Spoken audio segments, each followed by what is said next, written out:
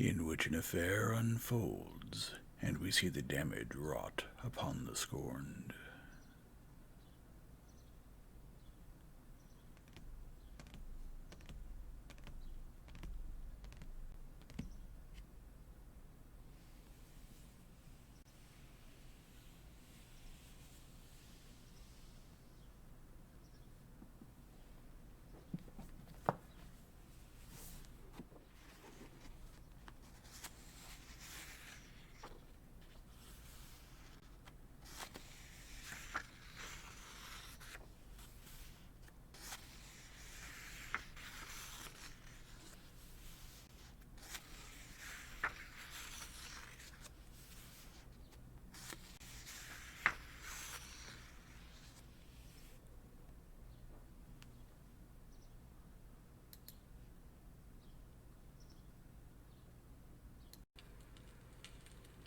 Chapter 24.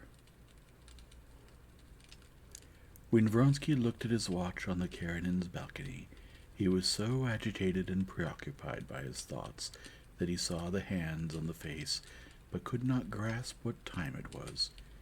He went out to the road and walked to his carriage, stepping carefully through the mud. He was so full of his feeling for Anna that he did not even think what time it was and whether he could still manage to get to Bryansky's. He was left, as often happens, with only the external faculty of memory, which indicated what was to be done after what. He came up to his coachman, who had dozed off on the box in the already slanting shade of a thick linden, admired the iridescent columns of flies hovering over the sweaty horses, and, waking the coachman, told him to go to Bryansky's. Only after driving some 4 miles did he recover sufficiently to look at his watch and grasp that it was 5:30, and he was late. There were to be several races that day: a convoy's race, then the officers' 1.5 miles, the 3-mile, and the race in which he would ride. He could make it to his race, but if he went to Bryansky's he would come barely in time, and then when the whole court was there. That was not good. But he had given Bryansky his word that he would come, and therefore decided to keep going, telling the coachman not to spare the troika. He arrived at Bryansky, spent 5 minutes with him, and galloped back. This quick drive calmed him down. All the difficulty of his relations with Anna, all the uncertainty remaining after their conversation, left his head. With excitement and delight he now thought of the races, of how he would arrive in time after all, and every now and then the expectation of the happiness of that night's meeting flashed like a bright light in his imagination. The feeling of the coming races took hold of him more and more the further he drove into their atmosphere, overtaking the carriages of those driving to the course from their country houses or Petersburg. There was no one at his quarters by then. They had all gone to the races, and his footman was waiting for him at the gate. While he was changing, the footman told him that the second race had already started, that many gentlemen had come asking for him, and the boy had come running twice from the stable. After changing unhurriedly, he never hurried or lost his self-control, Vronsky gave orders to drive to the sheds. From the sheds, he could see a perfect sea of carriages, pedestrians, soldiers surrounding the racetrack, and pavilions seething with people. The second race was probably underway, because he heard the bell just as he entered the shed. As he neared the stables, he met Makitin's white-legged chestnut gladiator, being led to the racetrack in an orange and blue horsecloth, his ears, as if trimmed with blue, looking enormous. "Where's Cord?" he asked the stableman. "In the stables, saddling up." The stall was open, and Frau was already saddled. They were about to bring her out. "Am I late?" All right, everything's in order. Everything's in order," said the Englishman. "Don't get excited." Vronsky cast a glance once more over the exquisite, beloved forms of the horse, whose whole body was trembling, and tearing himself with difficulty from this sight, walked out to the shed. He drove up to the pavilions at the best time for not attracting anyone's attention. The 1.5-mile race was just ending, and all eyes were turned to the horse guard in the lead and the life hussar behind him, urging their horses on with their last strength and nearing the post. Everyone was crowding towards the post from inside and outside the ring, and a group of soldiers and officers of the horse guards shouted loudly with joy at the anticipated triumph of their officer and comrade. Vronsky slipped inconspicuously into the midst of the crowd, almost at the moment when the bell ending the race rang out, and the tall, mud-spattered horse guard who came in first, lowering himself into the saddle, began to ease up on the reins of his gray, sweat-darkened, heavily breathing stallion. The stallion, digging his feet in with an effort, slackened the quick pace of his big body, and the horse guard officer, like a man awakening from a deep sleep, looked around him and smiled with difficulty. A crowd of friends and strangers surrounded him. Vronsky deliberately avoided that select high society crowd which moved and talked with restrained freedom in front of the pavilions. He could see that Anna was there, and Betsy, and his brother's wife. But he purposely did not approach them so as not to become diverted. But the acquaintances he met constantly stopped him, telling details of the earlier races and asking why he was late. Just as all the participants were summoned to the pavilion to receive their prizes and everyone turned there, Vronsky's older brother Alexander, a colonel with aguilettes, of medium height, as stocky as Alexei and more handsome and ruddy, with a red nose and a drunken, open face, came up to him. "Did you get my note?" he said. "You're impossible to find." Alexander Vronsky, despite the dissolute and in particular drunken life he was known for, was a perfect courtier. Now, talking with his brother about something very disagreeable for him, and knowing that the eyes of many might be directed at them, he had a smiling look, as if he were joking about some unimportant matter. "I did, and I really don't understand what you are worried about," said Alexei. "I'm worried about this, that it was just observed to me that you were not here, and that on Monday you were seen in Peterhof. There are matters that may be discussed only by those directly involved, and the matter you were worried about is such a... Yes, but then don't stay in the service. Don't. I ask you not to interfere, that's all." Alexei Vronsky's frowning face paled, and his jutting lower jaw twitched, something that seldom happened to him. Being a man with a very kind heart, he seldom got angry, but when he did, and when his chin twitched, he could be dangerous, as his brother knew.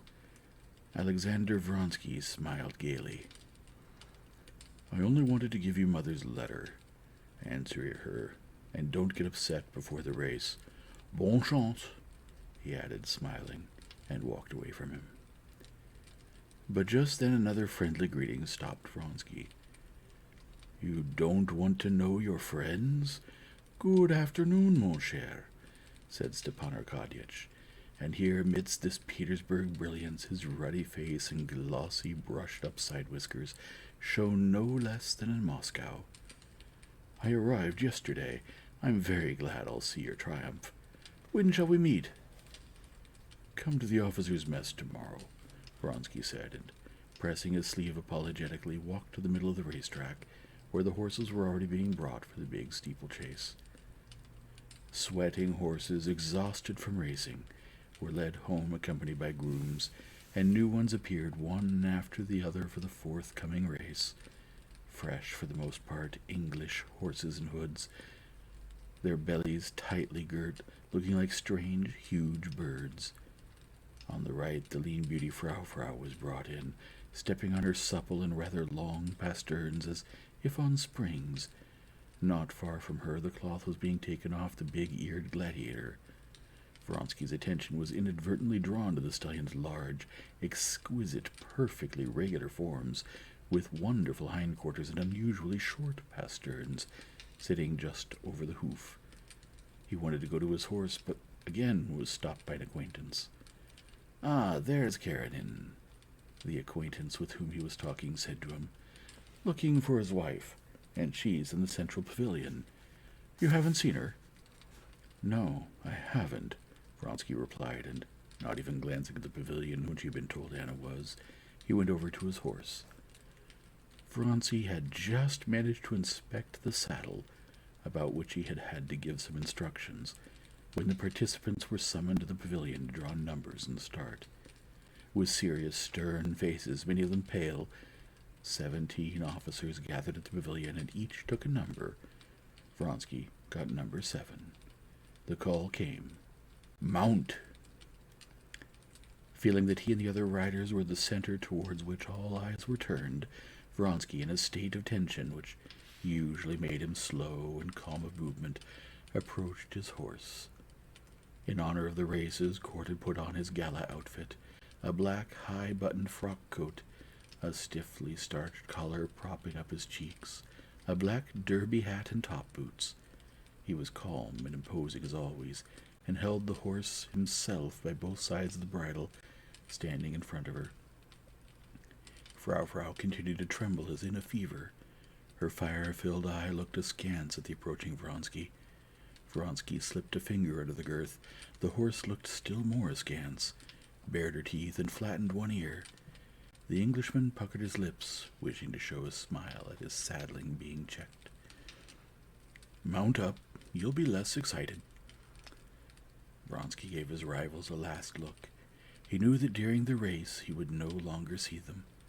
2 were already riding ahead to the starting place. Galtzin, one of the dangerous rivals and Vronsky's friend, was fussing around a bay stallion that would not let him mount. A little life hussar in tight breeches rode by at a gallop, hunched on the group like a cat, trying to imitate the English. Prince Kuzovlev sat pale on his thoroughbred mare from Grabov's stud, while an Englishman led her by the bridle. Vronsky and all his comrades knew Kuzovlev, and his peculiarity of weak nerves and terrible vanity. They knew that he was afraid of everything, afraid of riding an army horse, but now, precisely because it was scary, because people broke their necks, and because by each obstacle there was a doctor, an ambulance wagon with a cross sewn on it and a sister of mercy, he had decided to ride. Their eyes met, and Vronsky winked at him gently and approvingly. There was only one man he did not see, his chief rival, Makitin on Gladiator. "Don't rush," Cord said to Vronsky, "and remember one thing. Don't hold her back at the obstacles, and don't stand her over. Let her choose as she likes." Very well, said Vronsky, taking the reins. "Lead the race if you can, but don't despair till the last moment, even if you are behind." Before the horse had time to move, Vronsky, with a supple and strong movement, stood in the serrated steel stirrup and lightly, firmly placed his compact body on the creaking leather saddle. Putting his right foot into the stirrup, he evened up the double reins between his fingers with an accustomed gesture, and Cord loosed his grip. As if not knowing which foot to put first, Frau, pulling at the reins with her long neck, started off as if on springs, rocking her rider on her supple back. Cord, increasing his pace, walked after them. The excited horse, trying to trick her rider, pulled the reins now to one side, now to the other, and Vronsky tried in vain to calm her with his voice and hand. They were already nearing the dammed-up stream, heading for the place where they were to start. Many of the riders were in front of him, many behind, when Vronsky suddenly heard the sound of galloping in the mud of the road behind him, and was overtaken by Makitin on his white-legged, big-eared Gladiator. Makitin smiled, showing his long teeth, but Vronsky gave him an angry look. He generally did not like him, and now considered him his most dangerous rival, and he was vexed that the man had ridden past, alarming his horse. Frau kicked up her left leg in a gallop, made 2 leaps, and, angered by the tight reins, went into a jolting trot, bouncing her rider up and down. Cord also frowned and almost ambled after Vronsky.